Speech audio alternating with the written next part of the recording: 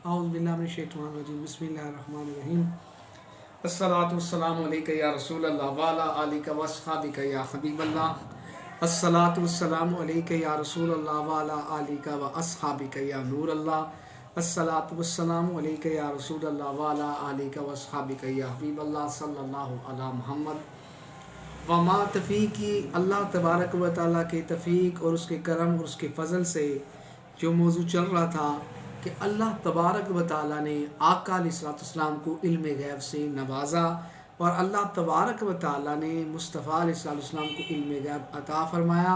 अम्बिया के पास इमामुल अम्बिया 1,24,000 कम पेश अम्बिया, तमाम अम्बिया किराम के पास जो इल्म है वो अल्लाह तबारक व तआला की ताकत से, अल्लाह ताला की अता से है।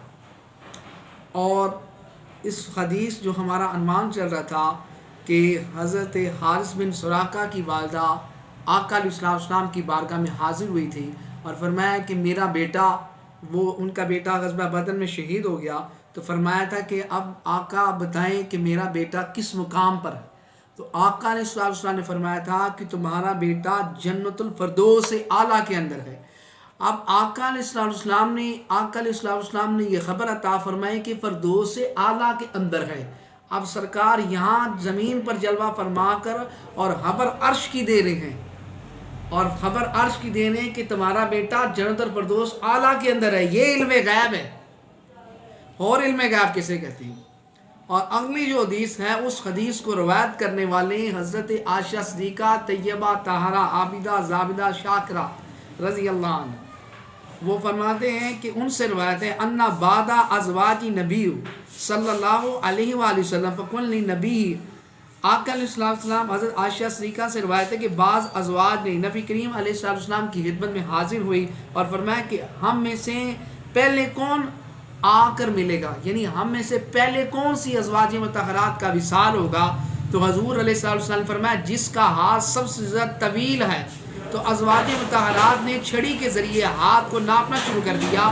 तो सैयदना सौदा रज़ी अल्लाह तआला का हाथ जो था वो सबसे लंबा था, लेकिन बाद में हमें पता चला कि लंबे हाथ से मुराद सदका करना है। और फिर वही अज़वाज मुतहरात जो सबसे पहले आका अलैहिस्सलाम से जा मिली और जो सदका करती थी, और वो सदका कौन से अदा करती थी? वो सैयदना ज़ैनब बिन जाश रज़ी अल्लाह, वो हमसे ज़्यादा लंबी तवालत और लंबे हाथ से मुराद था, क्योंकि वो अपने हाथ से काम करती और अपने हाथ से काम करती और हैरात फरमाया करती थी। तो अब आका अलैहिस्सलाम ने यह भी बताया कि सब मुझसे आप तमाम उम्मतुल मोमिनीन ने पूछा था ना कि सबसे ज़्यादा पहले कौन का किस अज़वाज मुतहरात का विसाल होगा। तो नबी करीम अलैहिस्सलाम ने फरमाया था कि जो सबसे ज़्यादा जिसका तवील हाथ है, जिसका हाथ लंबा है। तो अब वो लंबे हाथ से मुराद सदका था, जो ज़्यादा सदका करती है। और ज़्यादा सदका ज़ैनब बिन जैश ये रज़ी अल्लाह, ये अज़वाज मुतहरात हैं, ये इनका हाथ लंबा, यानी ये ज़्यादा सदका फरमाया करते थे। अब आका अलैहिस्सलाम ने अपना बताया कि अज़वाज मुतहरात जो हैं वो कौन मुझसे पहले मिलेगी, और ये भी बताया, ये भी इल्म गैब है। अब इनका विसाल कब होना है और कब किस अज़वाज मुतहरात का विसाल होना है ये भी मालूम है। और ये भी मालूम है कि किसका विसाल होना है, और वो जो ज़्यादा सदका करती हैं वो सबसे ज़्यादा पहले मुलाकात मेरी होगी। तो ये भी बाद कबल विसाल से पहले खबर दे देना, अभी विसाल नहीं हुआ, ये भी इल्म गैब पर मुश्तमिल हदीस है। और अगली हदीस जो है हज़रत अब्बास रज़ी अल्लाह ताला अन्हु से रवायत है, और वो क्या फरमाते हैं कि हज़रत अब्बास रज़ी अल्लाह ताला आका अलैहिस्सलाम के चचाज़ाद हैं। और वो क्या फरमाते हैं कि एक शख्स हालत एहराम में सवार हुआ, और हालत एहराम से सवार हुआ और सवार होते हुए ऊँट से गिर गया। अब ऊँट से गिरकर उसका विसाल हो गया। तो हम नबी करीम अलैहिस्सलाम के हमवार थे, यानी आका अलैहिस्सलाम के साथ थे। तो नबी करीम अलैहिस्सलाम ने फरमाया इसे पानी और बेरी के पत्तों से गुसर दो, और इन दोनों कपड़ों में इसे कफन दे दो, और इसे खुशबू ना लगाओ और चेहरा ना ढांपो, क्योंकि ये क़यामत के दिन यही तलबिया कहते उठेगा। अब सरकार ने फरमाया फ़इन्ना युबअसु यौमल क़ियामती, फरमाया ये इसी तरह क़यामत के दिन यही तलबिया कहते हुए उठेगा। अभी क़यामत का मनाजिर नहीं हुआ। आका अलैहिस्सलाम ने पहले फरमा दिया کہ یہ اسی طرح تلبیہ کہتے اٹھے گا میدان قیامت کے دن، یہی تلبیہ پکارتے ہوئے محشر کے دن یہ اٹھے گا۔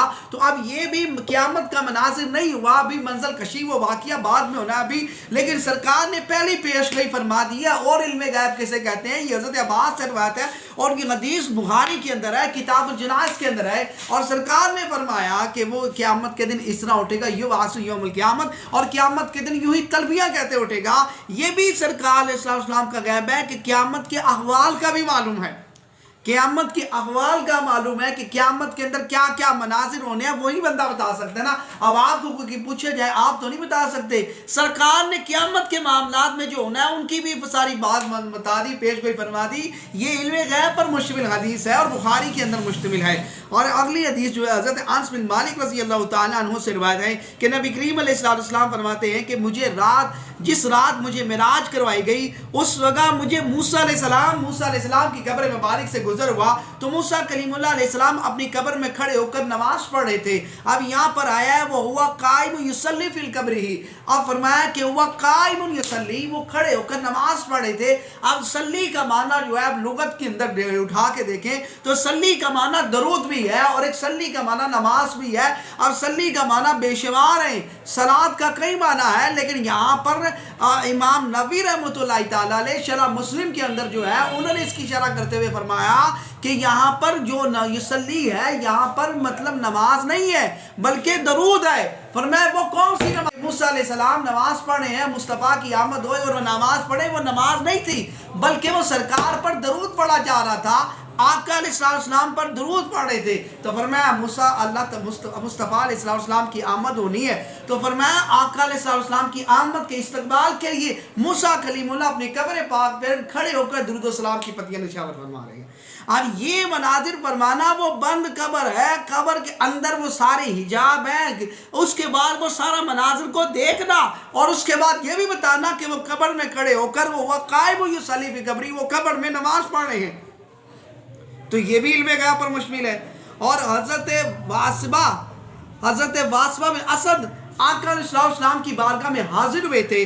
اب سرکار انہیں فرمایا قال جئت رسول اللہ صلی اللہ علیہ وسلم، فرمایا واسبہ تم مجھ سے یہ سوال کرنے آئے ہو؟ فرمایا کہ تم میں جو سوال کرنے آئے وہ میں بتاؤں کہ تم کیا سوال کرنے آئے ہو؟ اب آپ کے پاس کوئی بندہ آئے آپ سے کوئی سوال کرے تو جب آپ سے کوئی سوال کرے گا، سائل سوال کرے گا تب ہی اس کا جواب دیں گے۔ اب اس صحابی نے ابھی سوال نہیں کیا اور سرکار فرما رہے ہیں کہ واسبہ میں بتاؤں کہ تم مجھ سے کیا پوچھنے آئے ہو، میں بتاؤں کہ تم مجھ سے کیا پوچھنے آئے ہو؟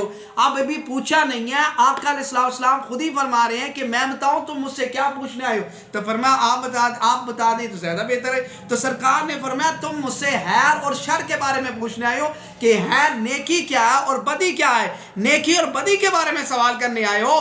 تو سرکار نے آقا علیہ السلام کے ان کے دل پر اپنی انگلی رکھی اور انگلی رکھ کر فرمایا یہی خیر ہے اور یہی شر ہے، اسی کے اندر خیر ہے اور اسی کے اندر شر ہے۔ فرمایا یہ دل تمہاری تصدیق کرے گا، یہ دل سے فتویٰ لو، یہ دل تمہیں بتائے گا کہ یہ نیکی ہے۔ یعنی جب تم نیکی کرو گے تو تمہیں سکون ملے گا اور جب تم برائی کرو گے تو تمہارا دل کے اندر کھٹکے گا، تمہیں بےچینی ہوگی، دل بیقرار ہوگا۔ تو فرمایا تمہارے دل کے اندر بھی ایک مفتی بیٹھا ہے، اس سے فتویٰ لو، یہ تمہیں بیقرار کرے گا۔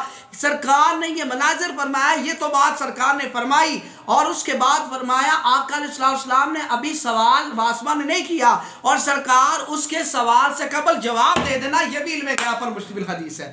ابھی جب سوال نہیں کیا گیا اور سرکار نے سوال سے پہلے جواب عطا فرما دیا، یہ علم غیب پر مشتمل حدیث ہے۔ تم کہتے ہو کہ مصطفیٰ کو علم غیب نہیں ہے، یہ حدیثیں کہاں ہیں؟ ان حدیثوں کو بھی تو مناظر کیا جائے نا۔ اور اس کے بعد آقا علیہ السلام نے فرمایا کہ اگلی حدیث حضرت موسیٰ اشعری سے روایت ہے کہ موسیٰ اشعری سے روایت ہے قال كنت انا اصحابي الذي قدموا ما، اور فرماتے ہیں حضرت موسیٰ اشعری سے روایت ہے کہ انہوں نے ہمارے ساتھی جو کشتی میں آئے، وہ کشتی میں آئے تھے، بتا کے مکان میں اترے اور آقا علیہ السلام کے پاس عشاء کی نماز کے وقت چند آدمی آئے تھے اور ہر رات کو آتے آتے ایسا ہوا کہ ہم اپنے ساتھی سمیت آقا علیہ السلام کے پاس آئے۔ اتفاق سے آقا علیہ السلام گھر میں کسی کام میں مصروف تھے اور آپ نے عشاء کی نماز میں تغیر کر دی یہاں تک کہ آدھی رات گزر گئی. پھر اس کے بعد آقا علیہ السلام تشریف فرما ہوئے اور پھر لوگوں کے ساتھ جماعت پڑھائی اور پھر جب نماز پڑھائی تو حاضرین فرمایا ذرا ٹھہر جاؤ، خوش ہو جاؤ. فرمایا یہ اللہ کا احسان ہے، اس وقت ساری دنیا میں تمہارے سوا کوئی لوگ نماز نہیں پڑھ رہے، تو اس وقت تمہارے سوا کوئی ایسا نہیں ہے جس نے یہ نماز پڑھی ہو. اب امیر المومنین حضرت عائشہ سے روایت ہے، عائشہ سے یہ روایت ہے اور عائشہ صدیقہ فرماتی ہیں کہ آقا علیہ السلام نے ایک رات فرمایا کہ نماز کے اندر دیر ہوگی، صحابہ کرام تو یہاں تک کہ آقا علیہ السلام اپنے گھر میں جلوہ فرماوے تو سرکار نے فرمایا روئے زمین میں تمہارے سوا زمین میں کوئی ایسا نہیں ہے جو اس وقت ابھی تک نماز کے انتظار میں ہو. تو یہ بھی علم غیب ہے. اور اس کے بعد اگلی حدیث کے اندر بھی اسی کے اندر وہ بھی اسی سے متصل ہے اور وہ کیا فرمایا حضرت عبداللہ بن عمر سے روایت ہے کہ آقا علیہ السلام ایک رات کچھ کام ہو گیا اور عشاء کی نماز میں کچھ دیر ہو گئی یہاں تک کہ ہم لوگ مسجد میں سو گئے، پھر آنکھ کھلی، پھر سو گئے، پھر جاگے. پھر اس کے بعد آقا علیہ السلام اپنے حجر مبارک سے تشریف فرما ہوئے اور فرمایا کہ اس وقت تمہارے سوا ساری دنیا میں کوئی نماز کا انتظار نہیں کر رہا. اب سرکار نے فرمایا کہ اس وقت تمہارے سوا تمہارے علاوہ کوئی ایسا وقت نہیں ہے پوری دنیا کے اندر جو اس وقت نماز کا انتظار کر رہا ہے. گویا کہ سرکار علیہ السلام پوری دنیا کو ملاحظہ فرما رہے ہیں. تبھی تو سرکار علیہ السلام نے فرمایا ہے کہ اس وقت تمہارے علاوہ جس طرح تم اس وقت نماز کے انتظار میں کرو اس کے علاوہ اور کوئی ذات نہیں ہے. اب آقا علیہ السلام کو زمین کے ہر فرد کا علم ہے، اس لیے تو فرمایا کہ اس وقت پوری دنیا میں کوئی ایسا نہیں ہے کہ جس نے عشاء کی نماز پڑھ لی ہو یا دوسری روایت کے مطابق جو نماز کا منتظر ہو. اور یہ سب کچھ بغیر علم غیب کے بتانا یہ ناممکن ہے. لہٰذا آقا علیہ السلام کا یہ فرمانا یہ غیب پر واضح دلائل اور مشتمل ہے اور یہ حدیث ہے. اور اگلی حدیث جو ہے حضرت ابو ہریرہ رضی اللہ تعالی عنہ سے روایت ہے اور وہ کیا فرماتے ہیں ان ابی ہریرہ ان قال رسول اللہ اذا ہلک کسوہ فلا کسوہ بعدہ. اور حضرت ابو ہریرہ رضی اللہ تعالی عنہ سے مروی ہے کہ آقا علیہ السلام نے فرمایا کسوہ ہلاک ہو جائے گا اور اس کے بعد کوئی کسوہ نہیں ہوگا. اور فرمایا کیسرا یہ بھی ہلاک ہو جائے گا، اس کے بعد کوئی کیسا نہیں ہوگا. اور فرمایا قسم اس ذات کی قبضے قدرت میں جس میں محمد کے صلی اللہ علیہ وسلم کی جان ہے، تم ان دونوں کے خزانے اللہ کی راہ میں خرچ کرو گے. تو اب یہ عمر فاروق کا دور آیا تو کیسرا اور کسرا کے خزانے آئے اور اس کے بعد عمر فاروق نے تقسیم فرمائے تو فرمایا کہ یہ دونوں کے خزانے تمہارے پاس آئیں گے اور تم پھر اللہ کی راہ میں خرچ کرو گے. تو یہ فرمایا یہ بھی غیب پر مشتمل ہے کہ آقا علیہ السلام نے فرمایا کہ کیسرا کہ تباہی کی ہلاکت کی خبر دی اور فرمایا کوئی سلطنت نہیں، فرمایا رومی کا سلطنت زمین پر نام و نشان نہیں رہے گا. اور یہ بھی علم غیب پر مشتمل ہے اور تم اللہ کی راہ میں خرچ کرو گے، یہ بھی علم غیب پر مشتمل ہے. اور اگلی حدیث جو ہے اس پر آخری حدیث اس کے بعد یاد اور اس کے اندر بھی اس حدیث کو روایت کرنے والی حضرت ابو ہریرہ رضی اللہ تعالی عنہ ہیں. اور کیا فرمایا لا تقوم الساعۃ حتی تقاتل ترکا. حضرت ابو ہریرہ سے روایت ہے کہ نبی کریم صلی اللہ علیہ وسلم نے ارشاد فرمایا قیامت اس وقت تک قائم نہیں ہوگی جب تک تم ترکیوں کے ساتھ جنگ نہیں کر لیتے. اب سرکار نے فرمایا قیامت تب تک قائم نہیں ہوگی جب تک تم ترکیوں کے ساتھ جنگ نہیں کر لیتے. اب یہ بھی علم غیب ہے. سرکار فرمانے کہ قیامت تب تک نہیں آئے گی جب تک تم ترکیوں سے جنگ نہ کر لو. اب یہ بھی سرکار نے فرمایا کہ تم ترکیوں سے جنگ نہ کر لو، یہ بھی علم غیب پر مشتمل ہے. لیکن بات یہاں پر ختم نہیں ہو رہی اور سرکار نے ان کی شکلیں بھی بتائی اور فرمایا ان کی آنکھیں چھوٹی ہوں گی، ان کے چہرے سرخ ہوں گے، نکیلی چونٹی ہوں گے اور ان کے چہرے چوڑے دھار کی طرح ہوں گے. اور قیامت اس وقت تک قائم نہیں ہوگی جب تک تم اس قوم سے جنگ نہ کر لو. اور ان کے جو بال اور بالوں سے بنی ہوئی یہ جوتیاں بھی پہنیں گے. اب بالوں سے بنی ہوئی جوتیاں بھی پہنیں گے، یہ بھی سرکار نے فرمایا کہ وہ جوتیاں کس طرح کی ہوں گی. ترکیوں کے اندر وہ جوتی جو پہنیں گے وہ بالوں سے بنی جوتی ہوں گی. اب یہ بھی آقا علیہ السلام نے ان کا لباس، ان کی شکل، ان کی ہیبت، ان کی آنکھیں بتائی اور بتایا کہ ان کے پاؤں کے اندر جوتیاں جو ہوں گی وہ بالوں سے بنی ہوں گی. اور یہ بھی علم غیب پر مشتمل حدیث ہے. اور اس کی تفصیل یہ علم غیب پر مشتمل ہے کہ تم ترکی سے جنگ کرو گے اور اس وقت تک یہ معاملہ قیامت نہیں قائم آئے گی، اور یہ حدیث علم غیب پر مشتمل ہے۔ آپ کہہ رہے ہو کہ علم غیب نہیں ہے، اب یہ علم غیب پر مشتمل حدیث ہے کہ ترکیوں سے جب تک تم جنگ نہیں کر لو گے تب تک قیامت واقعی نہیں آئے گی، قیامت نہیں ہوگی۔ اور اس کے بعد ان ترکیوں کا حلیہ بیان کیا جا رہا ہے، ابھی ترکیوں کا معاملہ نہیں ہوا، ان ترکیوں کی شکلوں کا بیان کیا جا رہا ہے، ان ترکیوں کا حلیہ بیان کیا جا رہا ہے کہ رنگ سرخ ہوں گے، ان کے پاؤں کے اندر بالوں سے بنائی ہوئی جوتی ہوگی۔ تو یہ بھی تو علم غیب ہے کہ بالوں سے بنائی ہوئی جو جوتی ہوگی وہ جوتیوں کی وہ جوتی کس طرح کی ہوگی وہ بھی بناوٹ بتائی جا رہی ہے۔ یہ علم غیب پر مشتمل نہیں تو اور کیا؟ اور علم غیب کسے کہتے ہیں؟ آپ کہہ رہے ہو کہ علم غیب نہیں ہے، جس نے خدا سے پڑھا اس سے کیا چھپ سکتا ہے؟ جس نے خدا سے پڑھا اور جس سے خدا نہیں چھپا، تمام انبیاء کرام نے، کسی نبی نے اللہ تبارک و تعالیٰ کا دیدار نہیں کیا۔ اگر دیدار کا شرف ملا ہے تو صرف مصطفیٰ علیہ السلام کو ملا ہے، صرف مصطفیٰ علیہ السلام کو دیدار کا شرف ملا ہے۔ تو جس سے اللہ تبارک و تعالیٰ کی ذات پاک نہیں چھپی تو پیچھے کیا رہ سکتا ہے؟ تو وہ سب سے اعلیٰ، وہ سب سے بالا ہمارا نبی۔ اور یہ جو میری کاوش ہے جو اس کے اندر 150 حدیثیں انشاءاللہ اللہ تعالیٰ کی توفیق اور اس کے فضل اور اس کے قلم سے بیان کرنی ہے۔ اور اس کے اندر جو لوگ ہمارے کلمہ بھی پڑھتے ہیں مصطفیٰ علیہ السلام کا، اور پھر وہ کہیں کہ نہیں جی مصطفیٰ کو یہ علم نہیں ہے وہ علم نہیں ہے، اگر ایسا ہوتا تو ایسا ہوتا، تو اس پر 150 حدیثیں انشاءاللہ اللہ کے حکم سے اور اس کی توفیق اور اس کے کرم سے، اس کی عنایت سے، اس کے کرم سے انشاءاللہ بیان کرنی ہے۔ اور آپ نے اس کے ساتھ یہ تعامل کرنا ہے کہ آپ نے اس کو شیئر کرنا ہے، تاکہ جو بھی اس کو شیئر کرے اس کے بعد جو اس سے مستفید ہوگا، استفادہ حاصل کرے گا، یہ آپ کے لیے اور میرے لیے توشہ نجات بنے گا۔